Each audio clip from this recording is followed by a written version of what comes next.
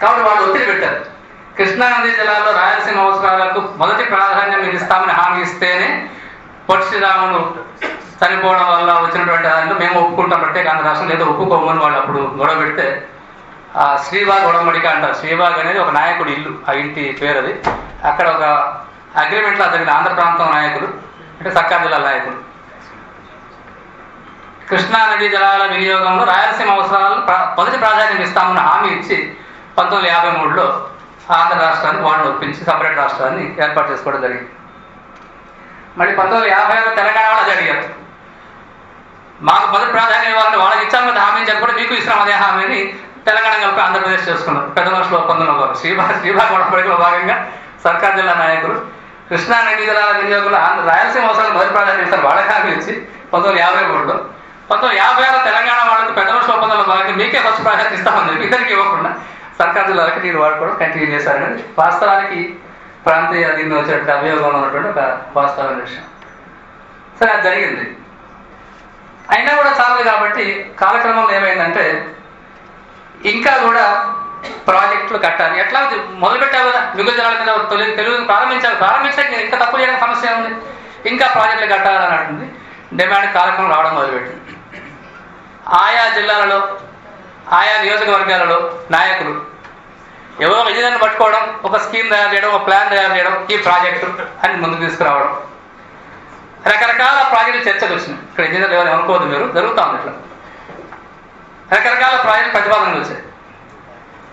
ఇది 40 టీఎంసీ దీనికి కేటాయిస్తాము, ఇన్ని ఎకరాలు ఇక్కడ సాగవుతాయి, 40 టీఎంసీ ఇక్కడ కేటాయిస్తాం, ఇన్ని ఎకరాలు ఇక్కడ సాగవుతాయి అని అట్లాగా రకరకాల హామీలు ఇచ్చుకుంటూ వచ్చారు. రెండుతో ప్రాంతాల్లో, ఇటు తెలంగాణలో ఇటు రాయలసీమలో హామీ ఇచ్చుకుంటూ వచ్చారు. అవన్నీ హామీలుగానే ఉండిపోయినాయి చాలా కాలం పాటు. ఒక్కొక్క దానికి పలుమారు పునాది రాయలు వేశారు. పునాది రాళ్ళు అయితే ఒక్కొక్క దానికి శ్రీశైలం ఎడమగట్టు కాలువకు, హంద్రీ నీవాకు వేసిన పునాది రాళ్ళ దగ్గర లెక్కలేదు, అన్ని పునాది రాళ్ళు వేశారు. సరే పునాది రాళ్ళ దగ్గర వేసుకున్నారులే అని చెప్పి కర్ణాటక మహారాష్ట్ర అభ్యంతరం చెప్పడం సాగుతూనే ఉండింది. అది రాజశేఖర్ అధికారం వచ్చిన తర్వాత ఏం చేశాడంటే ఈ పునాది రాళ్ళు వేసినటువంటి ఈ మిగులు జలాల ప్రాజెక్టులు అన్ని కట్టడం మొదలుపెట్టాడు. అవి ఎన్ని 8 ఉన్నాయి. వాటన్నిటికీ నీళ్ళు ఇవ్వాలంటే కర్ణాటక మహారాష్ట్రలు మొత్తం తీసేసి మనమే చూసుకోవాలి, లేదంతా నీళ్ళు కింద రావు కూడా రావు అని చెప్తుంది. ఆ 8 ప్రాజెక్టులు ఏమిటంటే తెలంగాణకేమో నెట్టెంపాడు ఎత్తిపోతల పథకం, కల్వకుర్తి ఎత్తిపోతల, రెండు మహబూబ్నగర్ జిల్లాలో. భీమా ఏమో అంతకుముందే ఆదా చేశాము నీళ్ళు తీసుకుంది, అది కూడా కట్టలేదు, ఇప్పుడు కడుతున్నారు దాన్ని కూడా.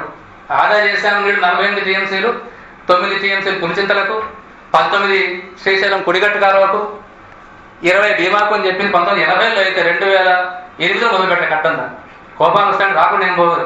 అదే శ్రీశైలం కుడిగట్టు కాలువ రాయలసీమ మాత్రం దాదాపు పూర్తి అయిపోయింది. ఇప్పుడు 4-5 సంవత్సరాలుగా కంప్లీట్ చేస్తున్నారు దాన్ని. అది కట్టలేదు భీమా. అయితే ఇది నికర ప్రాజెక్ట్ అవుతుంది. 48 టీఎంసీ ఆదా చేశారు కాబట్టి నికరలో భాగంగానే దాన్ని లెక్క పెట్టారు కాబట్టి అది అష్యూర్డ్ వాటర్ ప్రాజెక్ట్. అది మిగులు ప్రాజెక్టులు ఏమి ఇవ్వాలి అంటే మహబూబ్నగర్ జిల్లాకు నెట్టెంపాడు, కల్వకుర్తి ఎత్తిపోతల పథకాలు, నల్గొండ జిల్లాకు శ్రీశైలం ఎడమగట్టు కాలం అనే ప్రాజెక్ట్ ఒకటి, నాగార్జున సాగర్ దగ్గర ఎలిమినేటి మాధవరెడ్డి కాలం అనే ప్రాజెక్ట్ ఒకటి. ఇవి 4 తెలంగాణకు, 2 మహబూబ్నగర్కు, 2 నల్గొండ. మహబూబ్నగర్కి ఏమో నెట్టెంపాడు ఎత్తిపోతల పథకం, కల్వకుర్తి ఎత్తిపోతల పథకం. నల్గొండకేమో శ్రీశైలం ఎడమగట్టు కాలువ, శ్రీశైలం నుంచి నాగార్జున సాగర్ నుంచి ఎలిమినేటి మాధవరెడ్డి ప్రాజెక్టు. అవి 4.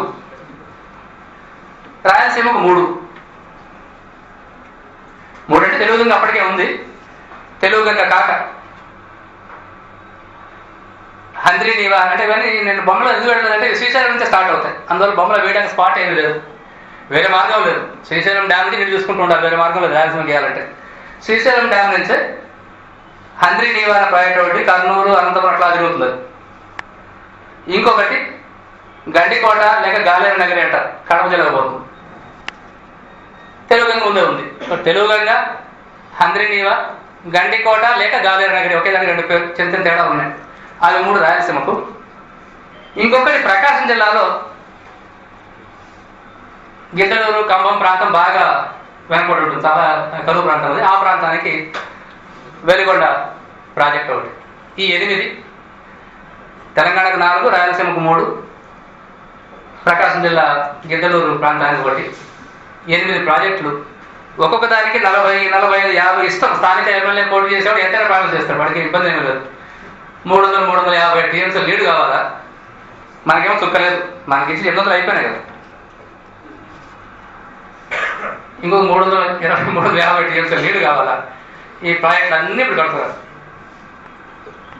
మేము మొట్టమొదటి చేసిన విమర్శ ఏంటంటే కడుపులో బాగా నీళ్లు లేవు వీటికి. సరే మిగులు జనాలు వస్తే పాలించుకుంటానంటే ఒకటి నువ్వు కట్టడానికి వీలేదు. బచావ్ ట్రిబ్యునల్ చెప్పింది నువ్వు ఎగ్జిస్టింగ్ ప్రాజెక్ట్ ద్వారా వాడుకో తప్ప వేరే మార్గం లేదని చెప్పింది. నువ్వు ప్రాజెక్ట్ ఎట్లా కట్టుకుంటావు? నువ్వు వాళ్ళు కట్టుకుపోతే కరువు ప్రాంతాలు అన్నీ కూడా ఎవరు కాదనడం లేదు, అన్ని కరువు ప్రాంతాలు నీకు కావాల్సిన ప్రాంతాలే. నువ్వు దానికి ఒక సవ్యమైన మార్గం అనుసరించకుండా అంటే 2వ ట్రిబ్యునల్ ఏర్పడి 2000 సంవత్సరంలో ఆ ట్రిబ్యునల్ ముందుకు పోయి మిగులు జనాలకు కూడా మాకు హక్కులు కల్పించండి అను, మిగులు జనాలకు కూడా ప్రాజెక్టు కట్టుకునే అవకాశం మాకు కల్పించండి, వేరే కొంచెం చెప్తాను మీకు ఓపుకుంటే. ఇటువంటి ఎవరు ప్రతిపాదనలు పెట్టకుండా నువ్వు గుడ్డిగా కట్టుకుంటూ పోతే ఇవన్నీ కూడా నువ్వు అవార్డును వ్యతిరేకించి ఇంత భారీ 8 ప్రాజెక్టులు చట్టానికి విరుద్ధంగా అంటే చట్టం అంటే బచావ్ అవార్డు చట్టం కదా, నువ్వు కట్టుకుంటూ పోతే రేపు నువ్వు కర్ణాటకనైనా మహారాష్ట్రని ఏమని ప్రశ్నిస్తావు? చేసుకుంటూ పోతుంది. రెండవది రైతులకు ఎంత మోసం, ప్రాజెక్టు కట్టారు ఆశపడతారు నీళ్ళు వస్తాయని చెప్పి. ఇది మిగులు జనాల ప్రాజెక్టులు అవి ఎప్పుడు నిడితే తెలియదు. వరదదేవుడు నా పార్టీ చేరడం అనుకోవచ్చు కానీ ఆయన పార్టీ పర్మనెంట్ ఉండేట్టు కనబడలేదు. ఈ సంవత్సరం బయటికి పెట్టండి, రాజీనామా చేసినట్టు ఆయన కూడా. అప్పుడు ఏం చేయాలా? ఇవన్నీ ప్రశ్నలే. కానీ 8 కట్టుకుంటూ పోతారు. ఎందుకంటే కామన్గా పత్రికలు వచ్చే వ్యాఖ్యానం మేము చేసేదైనా ప్రాజెక్టులు కాంట్రాక్టుల కోసం, రైతుల కోసం కాదు.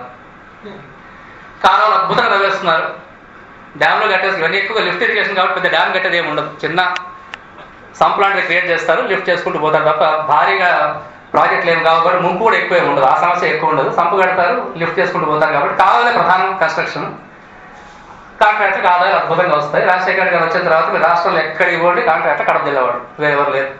మీరు తెలంగాణ మారుమూల ప్రాంతాలుగానే పోండి. మనకు ఆశ్చర్యపోయి మంచిర్యాల దగ్గర చిన్న వాగు, ర్యాలీ వాగు, ఆ ప్రాజెక్టులో ప్రమాదం జరిగి 12 మంది కూలీలు చచ్చిపోయారు అని పోతే ఎవరిది ప్రాజెక్ట్, కాంట్రాక్టర్ ఎవరు అంటే ఏదో national projects of India limited అని సెంట్రల్ గవర్నమెంట్ ప్రాజెక్ట్ అన్నారు. అసలు ఎవరు అంటే సబ్ కాంట్రాక్టర్లు శ్రీనివాసరెడ్డి, రాజశేఖర రెడ్డి సార్ ఇద్దరు కడప జిల్లా వాళ్ళు. ఎక్కడ పోండి మీరు వాళ్ళ రాష్ట్రంలో సంపాదించుకుంటారు వాళ్ళంతా కూడా. అక్కడ ఇక్కడ 8 ప్రాజెక్టులు కూడా ఇవాళ కట్టుకుంటూ పోతున్నారు. ఒక విషయం ఇది. ఇంత 2000 సంవత్సరంలో బచావతవా టైం అయిపోయింది. అయిపోతే కర్ణాటక ఫిర్యాదు చేస్తుంది, వీళ్ళు ఇవన్నీ కడుతున్నారు ఇక్కడ. అప్పటికి ఇంకా రాజశేఖర్ గారు మొదలు కాలేదు కానీ చంద్రబాబు నాయుడు ఇది మొదలుపెట్టాడు. నాగార్జున సాగర్ దగ్గర ఎలిమినేటి మాధవరెడ్డి ప్రాజెక్ట్ చంద్రబాబు నాయుడు పీరియడ్లో స్టార్ట్ అయింది. కాబట్టి కర్ణాటక ఫిర్యాదు చేస్తుంది, ఆంధ్రప్రదేశ్ బచావతవాడు విరుద్ధంగా మిగులు జనాల ప్రాజెక్ట్ కట్టేసుకుంటామని ఫిర్యాదు చేస్తే సుప్రీంకోర్టు మళ్ళీ కేంద్ర ప్రభుత్వం నియమించింది ఒక ట్రిబ్యునల్, బ్రజేష్ మిశ్రా అని ఆయన సుప్రీంకోర్టు సిట్టింగ్ జడ్జి. ఆ ట్రిబ్యునల్ విచారణ జరిగింది. కర్ణాటక మొట్టమొదటి వేసిన అప్లికేషన్ ఏంటంటే ఈ 8 ప్రాజెక్టులు ఆపని ఆదేశం ఇవ్వండి, because it is contract Bachawat award.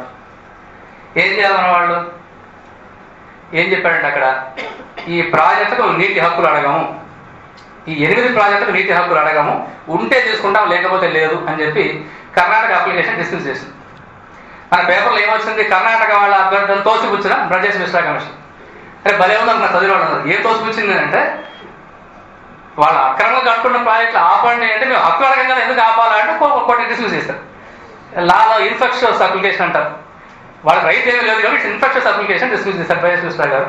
మన పేపర్లో హెడ్లైన్స్ ఏంటి, కర్ణాటక వాళ్ళ అభ్యర్థులను తోసిపుచ్చిన 2వ కృష్ణ ట్రిబ్యునల్ పేపర్లు వార్తలు రాస్తున్నాను. ఇవాళ పరిస్థితి ఏమిటి, ఈ ట్రిబ్యునల్ అవార్డు 37-40 ఏళ్ళు అమల్లో ఉంటుంది. మన బచావత్ అవార్డు 30 ఏళ్ళు అమల్లో